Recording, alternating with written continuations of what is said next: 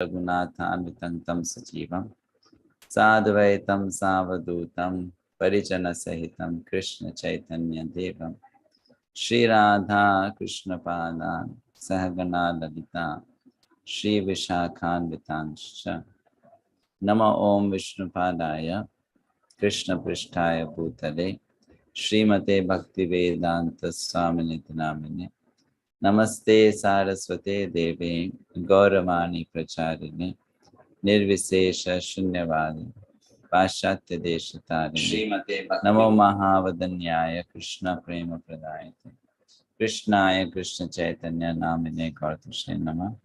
हे कृष्णा करुणा सिंधु दीनबंधो जगत्पते गोपेशा गोपिका कांता राधा कांता नमोस्तुते तप्त कांचन गौरांगी राधे वृंदावनेश्वरी वृषभानुसुते देवी प्रणमामि हरिप्रिये वाञ्छकल्पतरुभ्यश्च कृपा सिन्धुभ्येव च पतितानां पावनेभ्यो वैष्णवेभ्यो नमो नमः।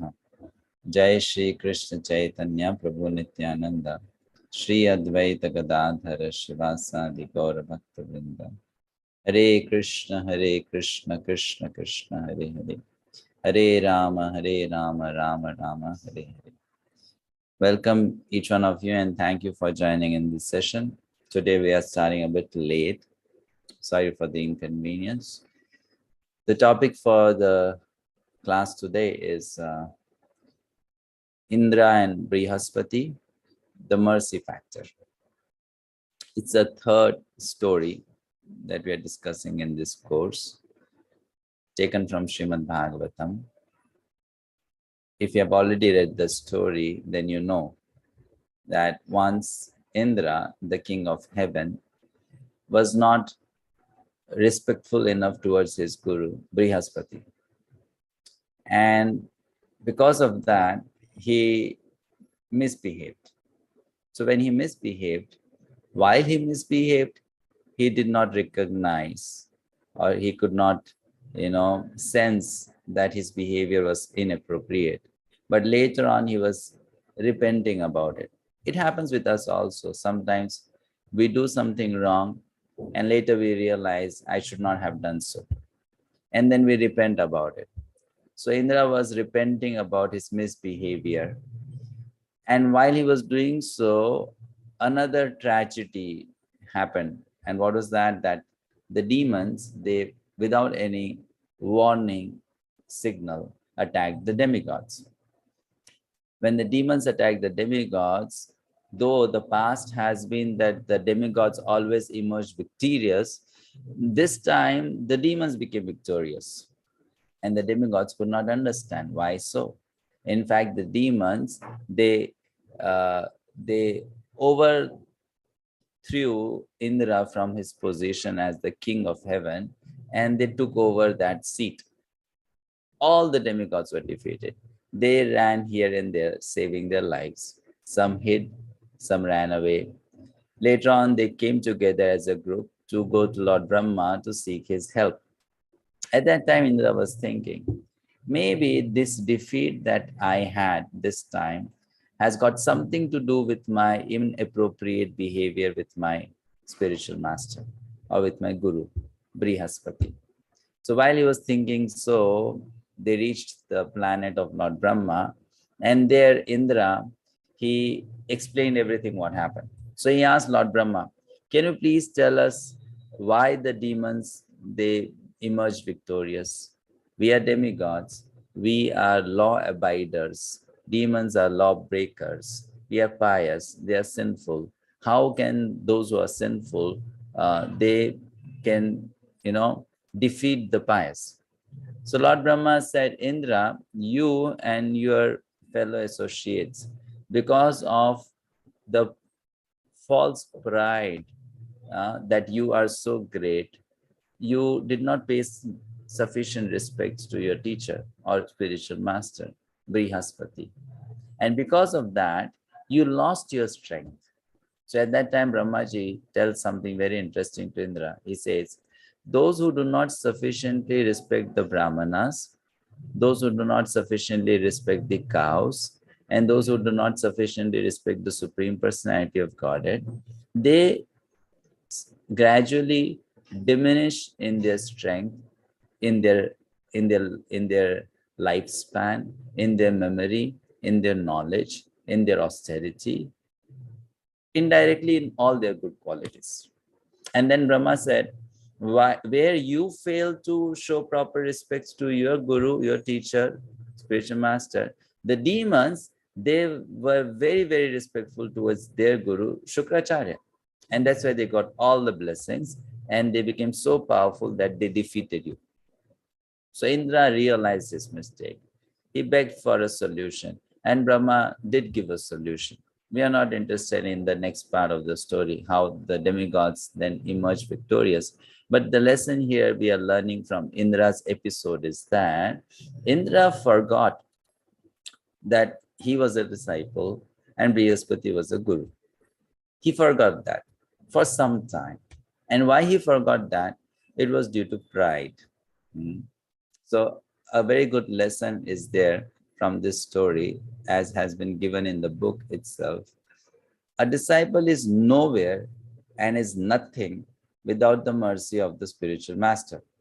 He is important and successful in as much as he has the blessings of his guru upon his or her head.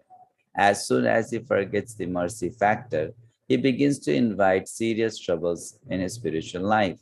If he gratefully acknowledges the mercy factor, he continues to make spiritual progress by leaps and bounds.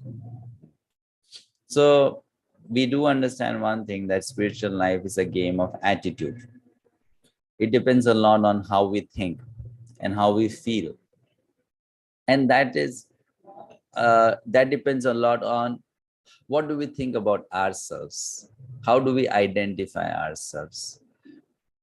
Do we identify ourselves as a humble servant, or do we identify ourselves as someone great? It's a very instructive chapter. I'm not taking all the parts from the chapter, just chosen some few points from it. So it begins with this shloka, very popular one in 𝐸𝐴𝐻. We chant it every day, we sing it every day in front of the deities of the Supreme Lord in the morning. Yasya prasadat bhagavat prasado, yasya prasadat nagati kutopi, dhyayanstu vamstasya 𝐜𝐴𝐭𝐻 𝐵𝐴 𝐵𝐴 𝐴𝐴 written by a famous Vaishnava Acharya, Srila Vishwanath Chakravarti Thakur. And it's the 8th stanza or the last stanza in the Guru Vashtaka prayers. During Mangal Arati in ISKCON temples, this is what is chanted, this prayer. So this means what? Yasya prasadat, by your mercy, Bhagavat prasado, one gets the mercy of God, Bhagavan. Yasya aprasadan, na gatihi kutopi, but if I somehow or other displease you, then I have no gatihi, I have no destination in my spiritual life then. So that's why what I do is, dhyayan, I meditate, stuvam stasya yashastri sandhyam, I meditate on you and your glories at least 3 times a day. 3 sandhyam means there are 3 sandhyas in a day. So I meditate on you during those 3 sandhyas. Vande Guru Sri Charana Ravindram. I offer my respects unto your lotus feet, the spiritual master. So why does one meditate upon the spiritual master at least 3 times a day?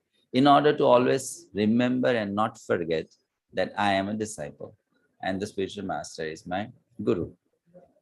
Vishwanath Chakravarti Thakur says, this is the key to success in spiritual life. You please a devotee of Krishna, you please Krishna. And because the spiritual master is the dearmost devotee of Krishna, why the dearmost devotee? Because Krishna says in Bhagavad Gita, whoever preaches my message is very dear to me. And because the spiritual master does that, he becomes the dearmost devotee of Krishna. So when I please the spiritual master, I please Krishna. And if I displease the spiritual master, indirectly I displease Krishna. So God's grace follows Guru's grace. And Guru is not an ordinary man. One may think so, that Guru is, but Guru is not, right? Like here, this verse is quoted from Srimad Bhagavatam. These are the words coming out from the mouth of Lord Krishna himself. Acharyam mam vijaniyan navamanyeta karhichit na martya buddhya suyeta sarvadeva mayo guruhu. One should know the Acharya as myself and never disrespect him in any way. One should not envy him, thinking him an ordinary man, for he is the representative of all the demigods. One should not think the Acharya as an ordinary man. This is an offense also while chanting the holy name, that one thinks the Acharya as ordinary. Martya buddhaya asuyeta. Martya buddhaya means one who dies, an ordinary human. Buddhaya, thinking like that, thinking that Acharya is also like that. Asuyeta, and becoming envious of him. So one should not become envious of him. Asuyeta. Sarvadeva mayo guruhu. So here a question arises, think about it. Why and how a disciple starts seeing the spiritual master as an ordinary human? What is the reason behind that? That you respect someone very much, and slowly, you start then thinking of that person otherwise. Maybe start treating that person as an ordinary human. So why it happens and how it happens, or how it can happen. Yes, Aruna Mataji.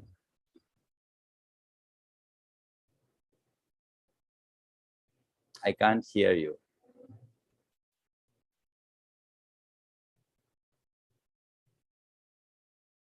Okay, Hanit Mataji.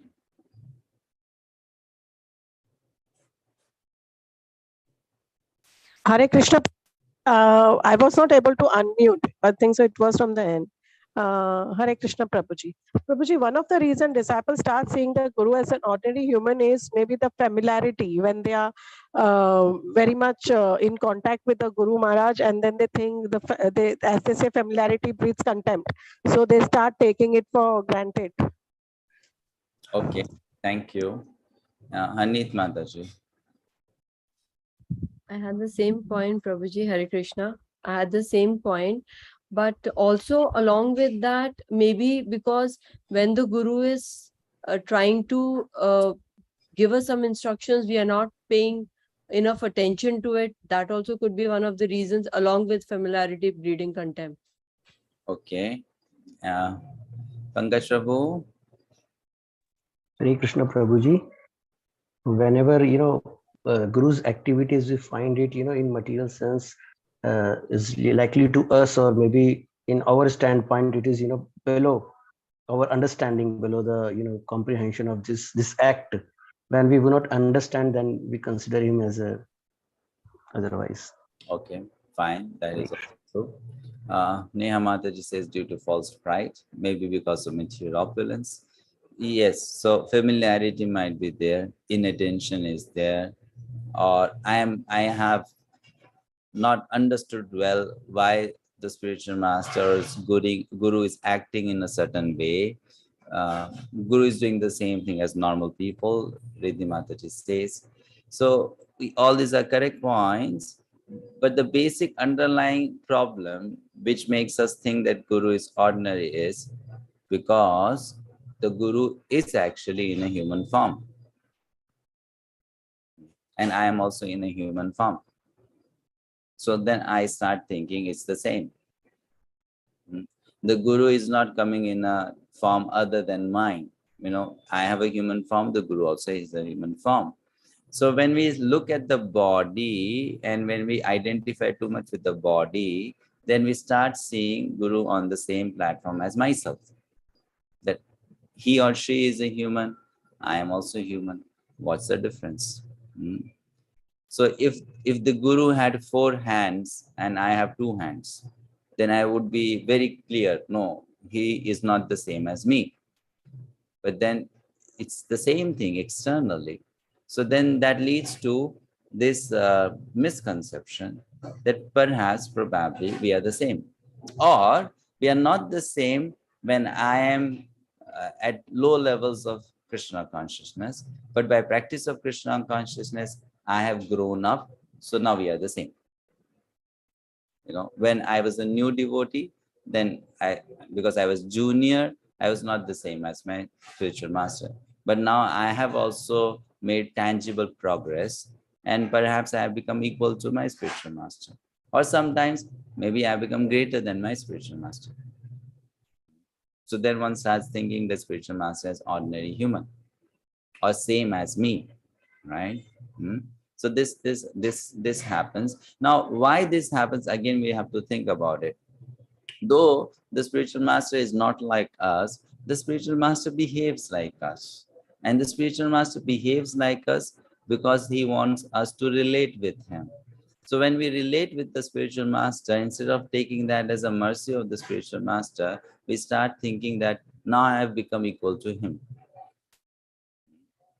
So that is their compassion, that they come down to our level to help us. But when they come down to our level to help us, we start thinking that they are like us. And that's what is a great danger. So the statements in the scriptures are there to protect us or safeguard us from falling into such misconceptions. Because the scriptures know one will fall in such misconceptions. Wherever there is a intermingling of two different tattvas, there was always confusion, whether this is the right way of looking at this tattva or that is the right way of looking at this tattva. Like Guru is in two tattvas. One is the Guru is externally a human. So one thinks the Guru is same as me, a jiva. And at the same time, you know, Guru is carrying special energy of Krishna, the mercy energy. And Guru is as good as God. There are verses which says Guru is as good as God. You should respect the spiritual master as God, right? So now he's in between. He's neither God, he's neither ordinary jiva.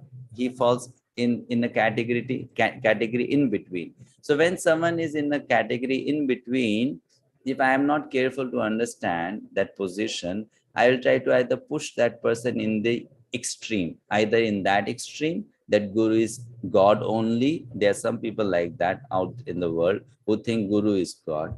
And the other extreme would be pull Guru to my zone. He is as good as me. He's ordinary human.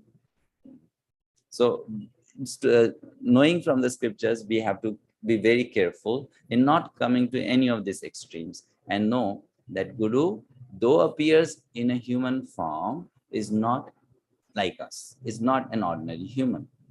Why should I think so or accept so? Because Krishna is himself saying, and I need to put faith in Krishna's words. Krishna is himself saying that one should know the Acharya as myself and never disrespect him in any way. One should not envy him, thinking him an ordinary human. Srila Prabhupada, in regards to the story of Indra, disrespecting Brihaspati, writes, when Brihaspati entered the assembly of the demigods, they and their king Indra took him for granted. Since he came every day, they thought they did not need to show him special respect. So here the reason for Indra behaving improperly was familiarity or taking for granted. How does it matter? Every day the Guru comes to see us. So if you are not showing respect on one day, how does it matter? So this was their mistake. So when this will happen, when I start seeing the spiritual master as an ordinary person, then I'll also start becoming inattentive towards that person or in my dealing towards that person. Isn't it so? When you are meeting someone who is great, when you are meeting someone very, very important, you are very cautious, very alert, very attentive. But if you are around someone whom you don't really care about much, then you are not so alert and attentive. So here, inattention is a cause of ignorance of one's own identity and the other person's identity. But if I know that the other person is so great, I'll not be inattentive. I'll be very, very attentive. So here in the book, Maharaj writes, inattention is born of ignorance and it should be avoided. Any powerful thing must be dealt with great caution and attention because it can bring us as much harm as it can benefit us.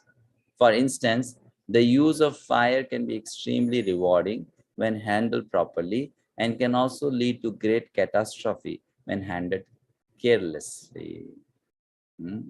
Right? So this precaution is given in scriptures that if you are very far from fire, fire cannot benefit you much. And if you're too close to fire, then the fire is going to burn you. So I have to be at a, at so much distance that I don't get burned. At the same time, I get the benefit. Same thing with a powerful personality like the spiritual master. If one is too far, then one will not take much benefit. And if one goes too close, then there is a chance of considering the spiritual master as ordinary as myself. So that safe distance has to be maintained. And that safe distance need not be maintained physically so much, but that safe distance has to be maintained in the mind. Right? It's called psychological distance. Psychologically aware that this person is not the same as me, isn't it? So in this regard, Srimad Bhagavatam Swami Maharaj, he explains beautifully this point. There was a story given in the chapter, the story about Madhvendra Puri and two of his disciples, Ishwar Puri and Ramchandra Puri. If you have read, very nice. If not, you can read it later. So this is taken from Sri Caitanya Caritamrita.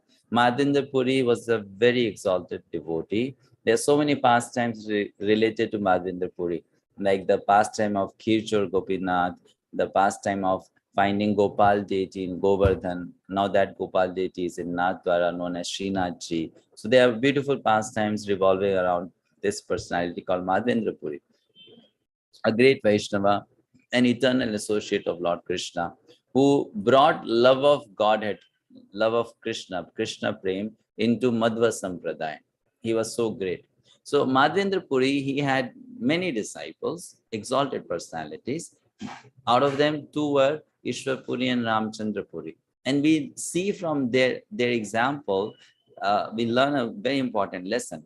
You see, for both of them, the Guru was the same. Not that one had a qualified Guru and the other had a not so qualified Guru. No, both of them had a qualified Guru. Not really just qualified, very, very qualified Guru. Both of them had the same Guru, had the same opportunity to serve the Guru. Everything was similar. However, when you read about them in Caitanya Caritamrita, you come to know one of them, he collected all the mercy of his spiritual master. And the other, instead of collecting the mercy and blessings, collected only curses from the spiritual master. Why so? Because Ishwar Puri was always very humble and selflessly served the spiritual master. And Ramachandra Puri became proud, a little proud. He had fallen into some bad association. And because of that, he was not able to comprehend the greatness of his spiritual master. And he started thinking that his spiritual master was not really there, was at a lower level. So he started misbehaving by speaking words which were not appropriate. So he was cursed by Madhvendra Puri that I don't want to see your face. You get out from here. I don't want to have any relationship with you. So because his Guru cursed him, later on when Ramachandra Puri got a chance to meet Sri Chaitanya Mahaprabhu, his Krishna himself, Ramachandra Puri found faults even in Sri Chaitanya Mahaprabhu. And when he found faults in Sri Chaitanya Mahaprabhu, the devotees surrounding Sri Chaitanya Mahaprabhu further cursed Ramachandra Puri. So you can see there was a curse coming from Guru that, put him into a difficult situation. And then there were further curses coming from other Vaishnavas. So it actually ruined the life of Ramachandra Puri. Started with one, followed by next, followed by next, followed by next, finish. Whereas Ishwar Puri, it was totally different. He pleased Madhvendra Puri so much that Madhvendra Puri was very happy with him. And later on, Sri Chaitanya Mahaprabhu, in order to appreciate acknowledged the greatness of 𝐸𝐴𝑠𝑤�ar Puri's devotion towards his Guru, he accepted 𝐸𝐴𝑠𝑤�ar Puri as his own Guru. God accepted 𝐸𝐴𝑠𝑤�ar Puri as his own Guru to reward him for his devotion and sincerity, right? That I appreciate your devotion to your spiritual master. So in this regard here, we come to know from Sri Srimad Gaur-Govind Maharaj, a very great Vaishnava Acharya. He says, a sadhu has two things to give to people. One is kripa, called mercy, and the other is vanchana, means cheating. A sadhu can do either of this. A sadhu can give mercy, and a sadhu can also cheat. So he says a sadhu is like a double-edged sword. A double-edged sword means which can cut either way, from this side also, that side also. Both very sharp. So the sadhu can use that sword to actually benefit us or to also punish us. He can bless and he can cheat too. This is how he explains. Now, this may become a little difficult for people to understand, especially coming from India, because they think sadhu can only give blessings, or sadhu should only give blessings. If one is not able to do so, then that person is not a sadhu, right? Like people sometimes think, how can God punish? God is all loving, kind Father, then God should only reward, not punish. So they think like that, or they assume that a sadhu should be like that. So Gaur-Govind Maharaj says, no, it's not so. We can see in the example of Ramchandra Puri and 𝐸𝐴𝑠𝑤�ar Puri. 𝐸𝐴𝑠𝑤�ar Puri was blessed. Ramchandra Puri was cursed, not blessed. So what is meant by cheating? We'll come to that a bit later. Let us hear from you. What is meant by partiality? When we say that someone is partial, what does it mean? You can give example, you can give explanation. How do you define partiality? What is meant by being partial? Sanit Mataji. I mean, a simple explanation would be that one is more favorite than the other. Okay, one is more favorite than the other. Now, what it means to consider someone as favorite and someone not so favorite? You like that person more. Now, why do you like that person more? Because of that person's behavior towards you. That could be one of the reasons. Okay, one reason. What other reason? One reason is this correct? It is possible. What is the other reason?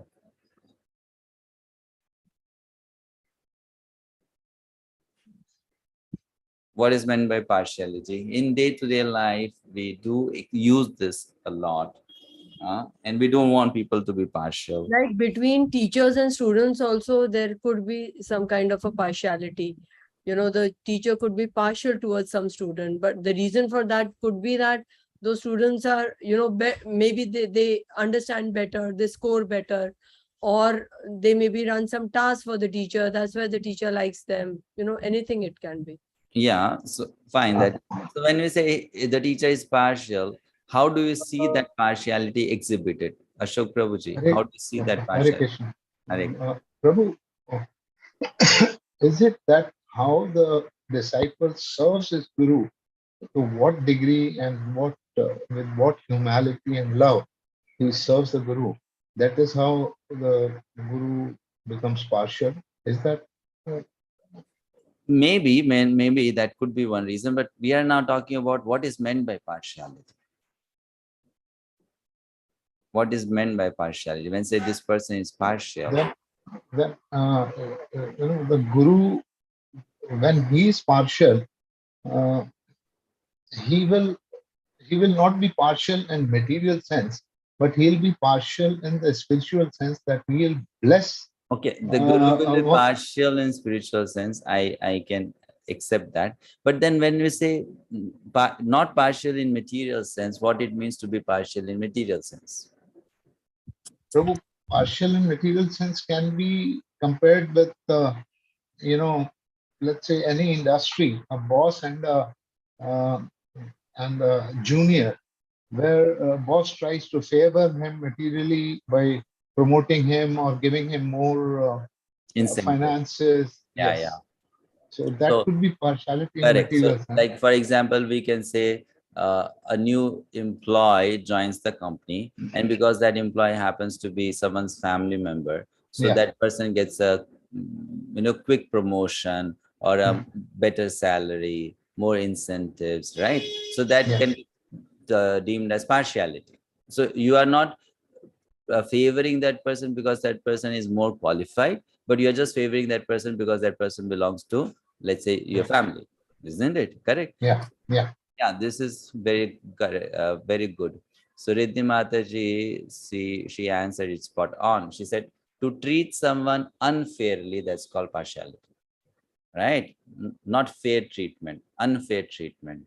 And why that unfair treatment is there? Because I discriminate on the basis of body, caste, family, language, some places color of skin, right? So there's discrimination on material grounds, and that's why there's partiality. Because sometimes people, they treat people on the basis of this social status, isn't it? Right? Their background, their intellectual ability. So that's called partiality. So when someone is partial, how do we understand that person is partial? That person is giving you opportunity more than giving someone else opportunities, right? Or if two people have put in equal amount of efforts, that person is giving more reward to one and giving less reward to the other, or more appreciation to one and giving less appreciation to the other. So it's unfair treatment, unjust treatment. But if, let's say, a teacher gives more marks to a student who has worked harder and written correct answers, can we call that as partiality? No, because in that situation, the student deserves it, right? Isn't it? Then the other student who failed cannot say this teacher is partial. Cannot say. I mean, that would be then very illogical of the student to say so. You agree, isn't it? Right? Cannot say this teacher is biased or partial. If the teacher is teaching the lessons to all the students, is giving extra time to all the students, helping all the students with questions, is doing everything, same for each and every student. But then they score differently because of their, hard work, and someone wrote the correct answer, someone did not. The teacher cannot be called partial. Likewise, those who are saints or sadhus, even Supreme Lord Krishna, they are not partial materially. But definitely they do not reward the student or the devotee equally. They will see the input. What is the amount of input and what is the quality of that input? So here we can learn from this book something very nice. The cursing or blessing of the sadhu is not based on mundane hatred or favoritism. He is always impartial and kind to all because he does not withhold mercy and is not biased in his dealings due to discrimination on material terms. He is willing to shower mercy on anyone and everyone, regardless of their place of birth, caste, creed, gender, or any other material consideration. However, the difference in his dealings is based on spiritual consideration. The one who is more surrendered will naturally be more blessed. It is not partiality, it is natural justice, right? And one who is not surrendered, he will be dealt accordingly. So why was Ramchandra Puri cursed by Madhavendra Puri? Because that curse would benefit Ramchandra Puri. So sadhu's curse is not out of hatred. Sadhu's curse is out of compassion. Just like a parent's words, which are spoken with some anger, are not out of hatred. The parents' words spoken out of anger are out of compassion only, for the benefit of the child. That's how even sadhu treat the students who are not properly situated. So when Srimad Bhagavatam Swami Maharaj says that a guru cheats the disciple, what he exactly wants to say is, a spiritual master has two properties or two kinds of wealth. One is spiritual wealth and the other is material wealth. Let's say, taking example of Srila Prabhupada. So Srila Prabhupada has both kinds of wealth. He has spiritual wealth and his material wealth. Spiritual wealth means his relationship with Lord Krishna and Srimati Radharani, his service towards Lord Krishna and Srimati Radharani, his purity, spiritual purity. That's his spiritual wealth.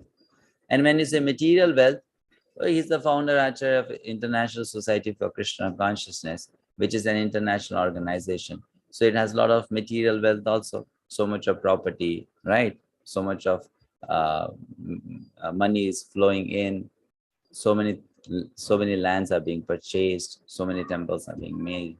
Now these are two kinds of wealth, material and spiritual. So what is, if you look at both of them, which is the permanent one? The permanent one is the spiritual one.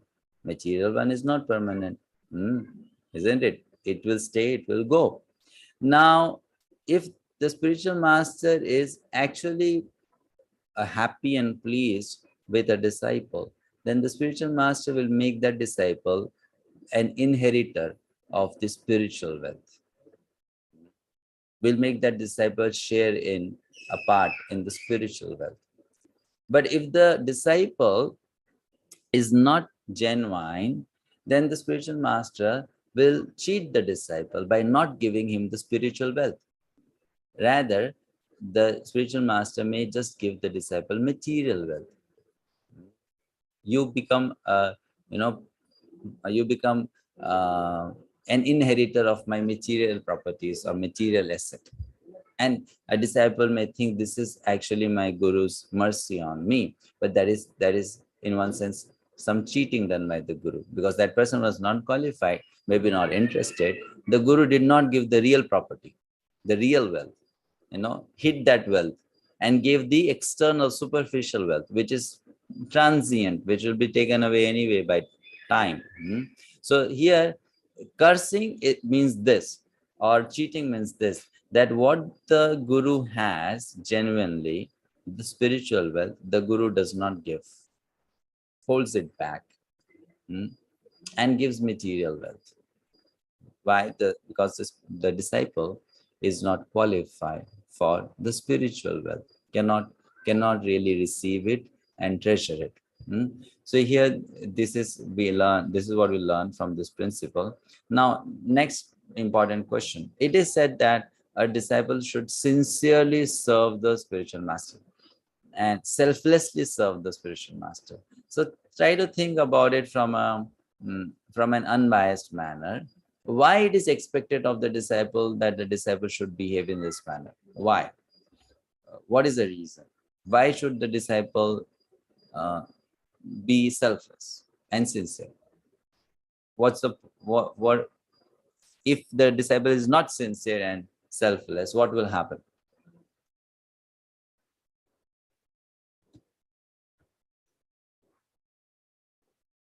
Selflessness should be expected from God, because God is pure. Selflessness should be accepted from Guru, because Guru is pure.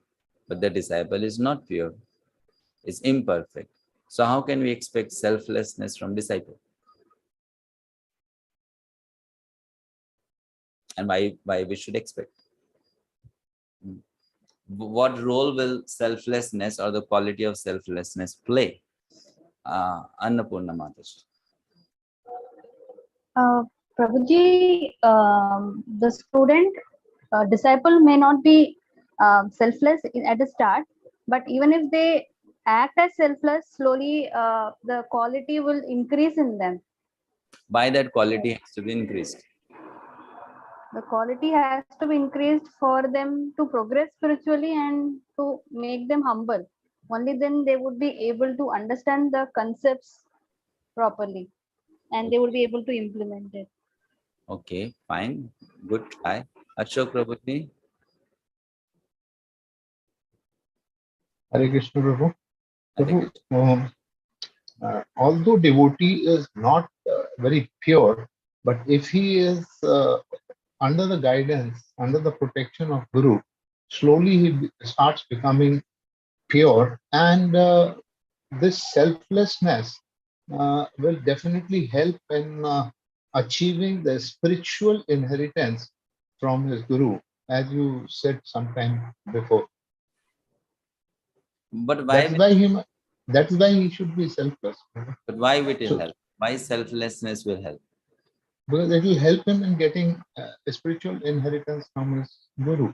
Yeah, you said it will help, but I'm asking why it will help.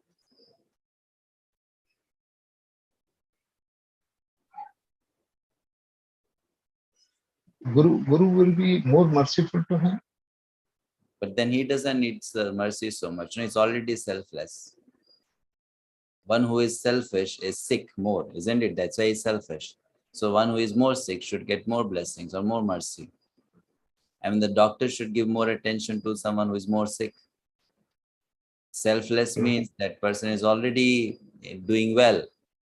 So why will that person get more mercy?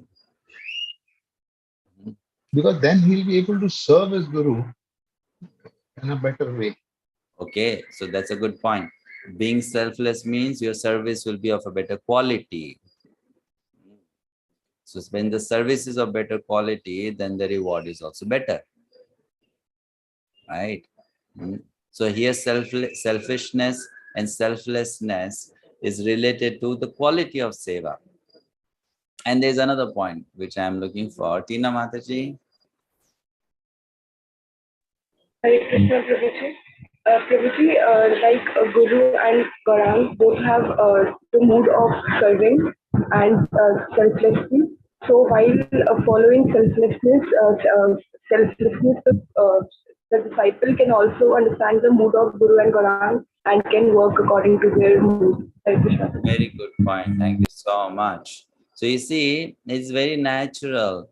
Like when you're working in a team and there is a team leader, then the team leader is working with some, attitude, with some frequency, at certain wavelength. And the team leader expects that all the team members should carry the same wavelength, same frequency, same attitude. Then there will be, synergy, right? Otherwise, there will not be any synergy. And the resultant output will not be the one which is desired. So please try to understand, Krishna deals with everyone selflessly. Guru deals with everyone selflessly. So they expect the other person also to become selfless. And in this way, there is going to be synergy in their actions. And the result will be that there will be pure love. Otherwise, there won't be pure love. There will be shortage of pure love. So because it doesn't match with the mood of the spiritual master, it creates a sense of displeasure. Right? So here, this was something which I read in a book. Very interesting statement. If you want to stay close to selfless people, you must also become selfless. Otherwise, they will leave you behind. Right? They will leave you behind because they are selfless. So they like to work with selfless people, stay with selfless people, And if I don't try to catch up with them, I'll stay behind because my thinking will not match with theirs, isn't it? Like, to give you an example, if someday you get a chance to feed people, and you're very enthusiastic, I have a chance to feed thousands of people today. So they are very tasty preparations, but you are so enthusiastic to feed others that you are not even thinking about what will you eat. You're not worried about that. You are just concerned about how can I best serve all those who come here, right? So let's say some preparations are left in very small quantity. So because you are very selfless, you will think, let this also be distributed. I don't care if I get or not. And at that moment, someone comes and tells you, no, you should keep something for you. And you should also keep something for me. So that statement and that attitude will not be appreciated by you because you'll see that as an obstacle in your service or an obstacle in your expression of generosity, right? You are trying to be generous and someone is trying to create an obstacle in that, isn't it? So you'll not be very happy with that person. But if someone else joins you and tells you, oh, you are trying to be so generous, let me contribute to your generosity.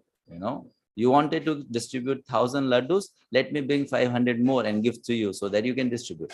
You will consider that person as a friend, that this person is helping me, right? So that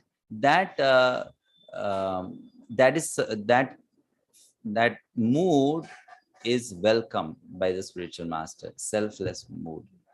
It creates a synergy. So then the spiritual master blesses such a disciple mode, because there is the thinking is matching.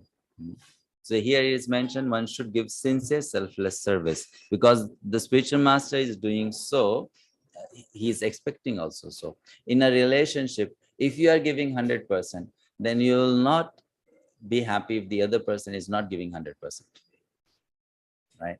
Then you will also expect the other person to give 100%.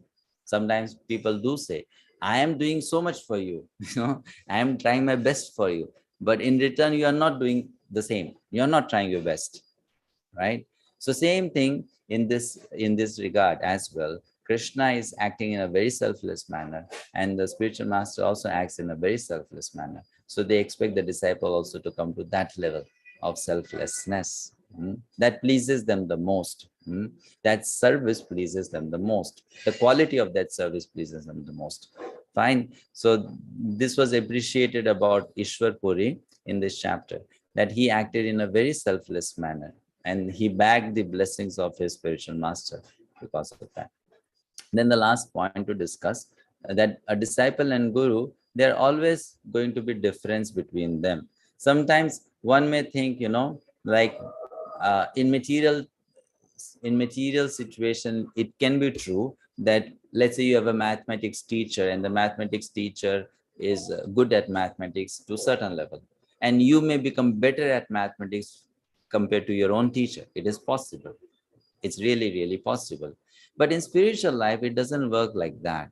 If the spiritual master is bona fide, we should know one thing, that with every day, if the disciple is making progress in Krishna consciousness, then the spiritual master is also making progress in Krishna consciousness.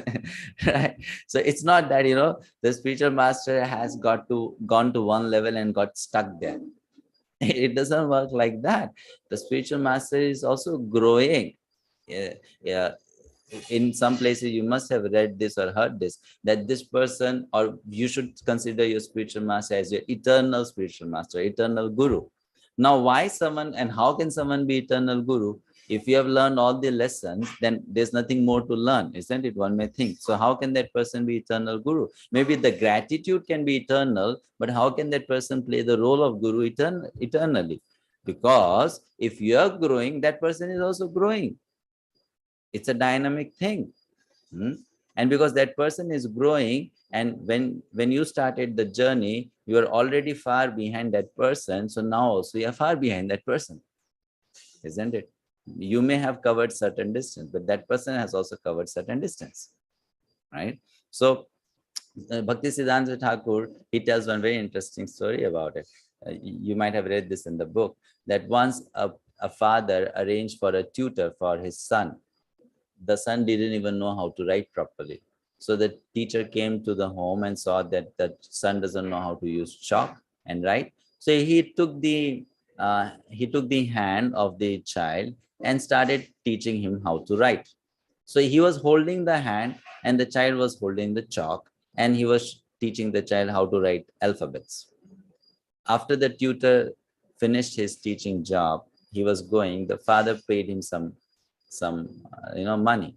So the child asked, Papa, why are you paying him any money? And the father said, he came, he taught you. And the child says, well, I did all the job. I was writing. He was doing nothing. So father said, well, he was not doing anything, but he was holding your hand, no? And because of that, you are able to write. So you were writing, but he was holding the hand. And actually, he was not just holding the hand, he was moving the hand. Only you held the chalk. So I paid him for that. So the child said, no, you should pay me, because I know I can also write. I know better. So likewise, a disciple may start thinking that I already know everything what my guru knows. I know the stories, I know the shlokas, I know the examples, I know the philosophy, I know how to do services, I know everything. In fact, sometimes I know better because I can give better results. One may start thinking like that.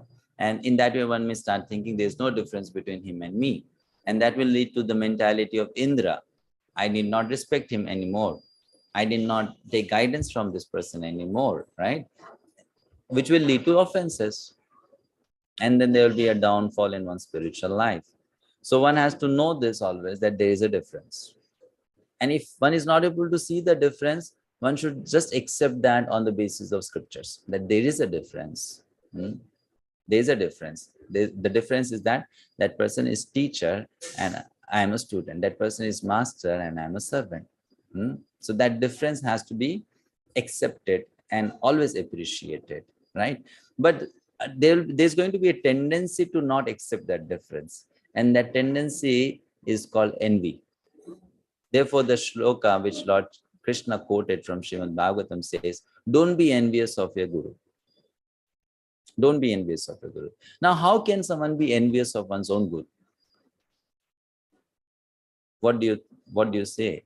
How is it possible, first thing? And second, how can one be envious of one's own guru? In what ways that envy can spring forth? Envy towards one's own guru.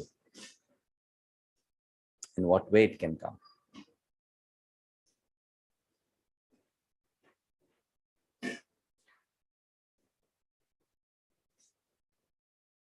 What is meant by envy in first place? How do you define envy?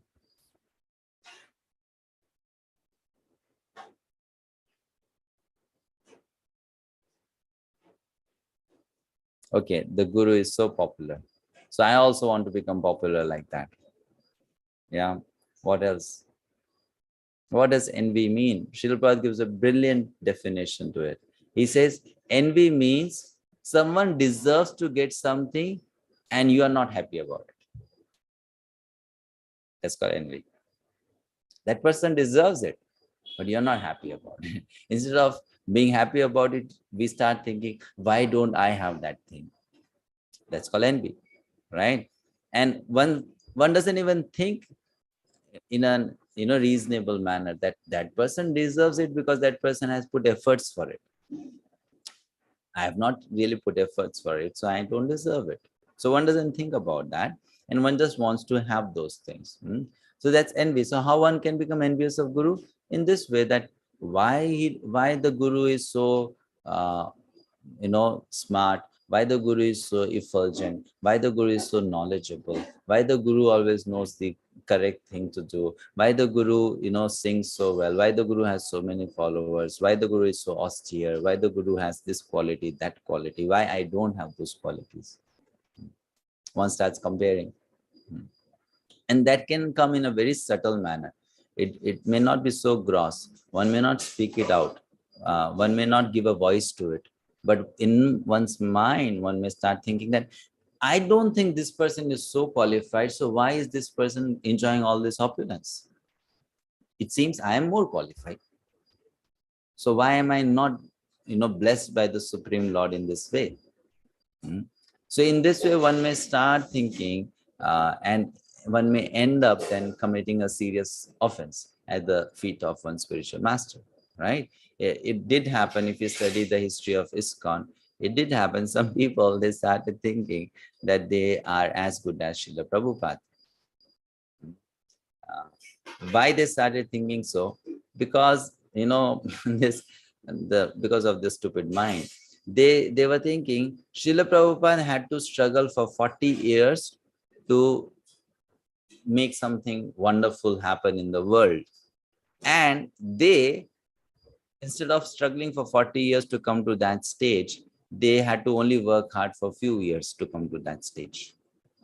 So they started thinking that, you see, we are so great.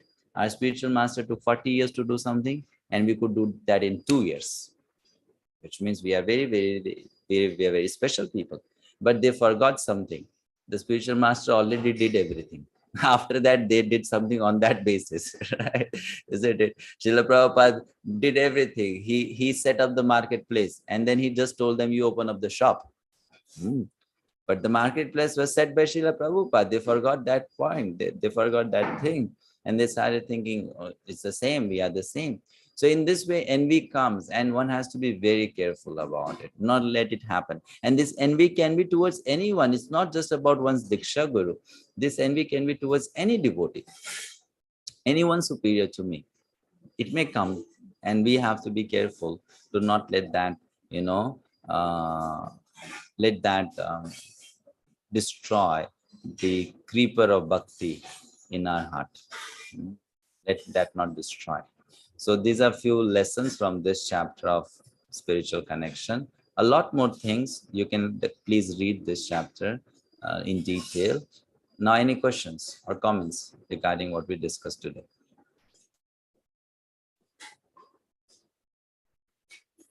Yes, Ashok Prabhuji. Hare Krishna, Prabhu. Prabhu, I would like to say two things.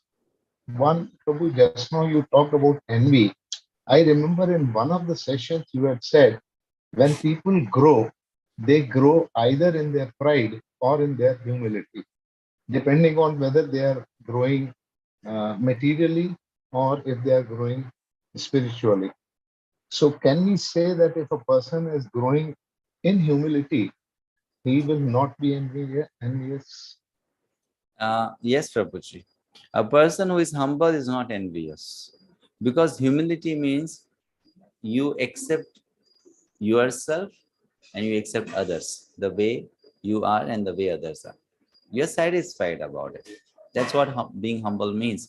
Sometimes people think humility means you, in front of others, you just fold your hands like this and you try to become small.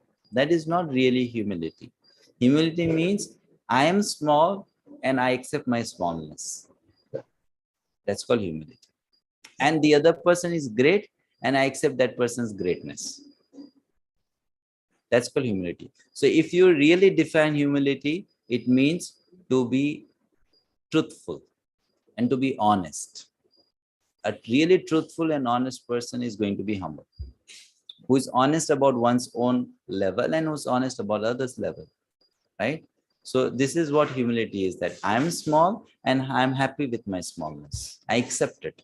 I don't have any problem about it, right? And there are others who are great and I accept their greatness. So when this thing is there, there'll be humility and there's no chance of envy then, because you are satisfied with your smallness. Now, this smallness doesn't mean that it will bring a sense of inferiority complex. This smallness means that's my constitutional position. I'm small anyway, isn't it? The living entity or jiva is tiny anyway. It's my constitutional position. So I just accept it. Then there's no chance of being envious. No chance. Yes, Prabhuji? Prabhu, the second thing is one experience we had faced. If you allow me, I can share it and then ask a question. Yes, Prabhu, please.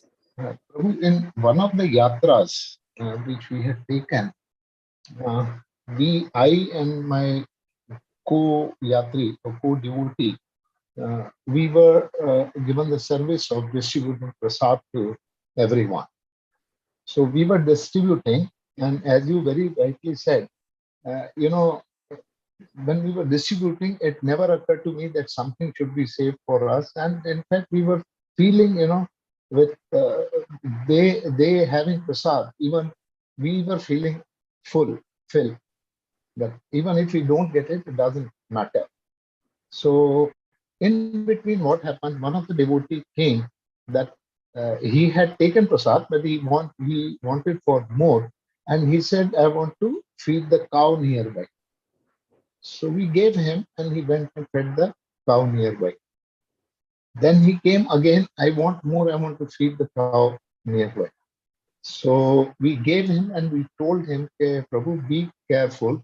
There are a lot of Prabhujis here who have not had prasad at all. We have to give them. Then you should, do this." So he told him. Then third time again he came. So we were slightly upset. Now, for us, it was like we were upset because if we give it to him, we were not saving prasad for others. It was not for ourselves, but for other devotees. And if we tell him rudely, don't know, we do know, we cannot give you. So we were in a dilemma. So we chose the second one and we told him rudely that we cannot give you till everybody has had it. So that thing has remained in my mind, that telling him rudely whether we were right or I'm still in that. Okay. So now, how did you react to it? We'll come to that later. But your understanding of the situation was not wrong. That devotee should not have behaved in a whimsical manner. In fact, let me tell you something. Cows are not supposed to eat that kind of prasadam. It's not healthy for them, right? Cows are not supposed to eat parathas and sabjis and rice and that. Krishna did not make them to eat all this stuff. In fact, nowadays people, they feed anything to the cow, thinking this is good. This is not good. Even chapati should not be fed to cows, because cow's digestive system is not meant to digest it. We should feed them nice, soft grasses. That's what their food is, right? So the first thing, this so-called Indian culture, modern culture, you feed anything to the cow, is unhealthy for the cow. So that way you are not doing any seva. You are in fact causing damage to the cow's digestive system. Right? So that devotee trying to feed to the cow something inappropriate is not seva in first place. If that person wanted to feed the cow, he or she should have arranged for the food which is meant for cow to eat. Right? Taken extra pain to arrange for that kind of food and then fed to the cow. I mean, you can feed bananas to the cow, you can feed jaggery to the cow, you can feed, you can feed soft green grass or dry grass, whatever the cow eats, feed that, not the food which is meant for human consumption. So in that way, you are telling no is totally correct, right? But now how do you tell? It will depend on situation. If the person can understand it in a, when you have told that to that person in a soft and polite manner, if that person understands, then that's correct thing. If that person doesn't understand and you have to be a little harsh about it, then that is also correct thing, because somehow you have to make that person understand, isn't it? So some people are strong-headed. You need to use some strong words then to make them understand. So that's okay. Circumstantially, it's fine. But then we need to explain also to people sometimes that, you see, you are so eager, enthusiastic, but your help is dangerous for the other living entity. Right? So cows, they are not meant to eat all this stuff. They are meant to eat something else. We should give that to cows. Okay, Prabhuji. Thank you, Prabhu. Learned something new, that cows are not meant to eat that person. Thank you very much, Prabhu. Hare Krishna. Hare Krishna. Like, as we are not meant to eat grasses, isn't it? Someone gives you green grass, not going to work for us. So similarly, cows are not meant to eat what we are supposed to eat. Neha Mataji. Hare Krishna, Prabhuji. Actually, it is on the same lines as Ashok Prabhuji said. My question is, selflessness can go up to what extent, Prabhuji? Like, there's no extent to it. There's no limit to it. Like he gave the example of distributing prasadam, like that time the refuse. Okay, so now that is a particular situation. Made hungry. But that's a particular situation. However, if you talk about spiritual world, the inequality has no limit to it. It can keep on increasing. You know, there's no limit to it. If you want to find limits, you will get bewildered. Like, take the example of Ranti Dev from Srimad Bhagavatam. I mean, such an intriguing example. A person who fasted for 40 days, did not eat anything, did not drink anything. And then, when he sits to eat, Someone comes and says, I am also very hungry. And he says, okay, you take half of my food. Then he starts to eat the remaining half, and someone else comes, I am also very hungry. Okay, you take the remaining half, And finally, he gave up all the food, nothing left for him. Only water was left for him to drink. And then one person comes and says, I have not drunk any amount of water for days and days. And Dev says, take my water also. So now this is the, you can see the quantity of selflessness exhibited by a person. So there's no limit to it actually, but then it cannot be done artificially. As one's heart grows, all these qualities will also grow. It depends on one consciousness. The more we identify with the body, the more difficult it will be to exhibit these qualities. And the more we start growing spiritually and be situated on spiritual platform, these qualities will be exhibited more by us. Because these qualities are not of the body and the mind and the intellect. These qualities are of the spirit soul. Right? So then it will be natural. Then it will not be like, selflessness is not self-torture. Sometimes people think so, that I'll be selfless externally, but internally it will be a torture on my own self. It's not like that, So it's not like that. In fact, the person who is selfless enjoys more than the other people, is more happy, is more fulfilled, It's not self-torture. So it is exhibited on spiritual platform. No limit to it. It grows. All right, fine then. We'll stop here. Next week, we won't be able to conduct the class because of Janmashtami festivities. So we'll see you after 2 weeks. All right. Wish you all a very happy Janmashtami, upcoming Janmashtami, and Srila Prabhupada Vyas Puja Day, appearance day. Hare Krishna. Srila Prabhupada ki jai.